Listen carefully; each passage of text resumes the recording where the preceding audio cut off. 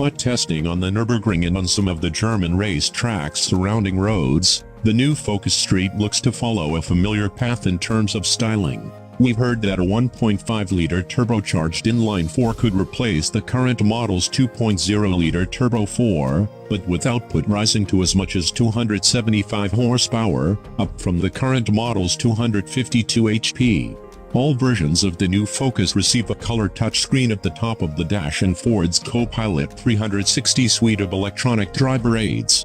In the street, expect some special extras like Recaro front seats, street badging, and perhaps additional performance options for the driving mode selector. Although the new Focus goes on sale in most markets later this year, we won't see it until the second half of 2019. The new Focus Street should be ready by then, meaning we could see it arrive alongside the regular Focus as a 2020 model.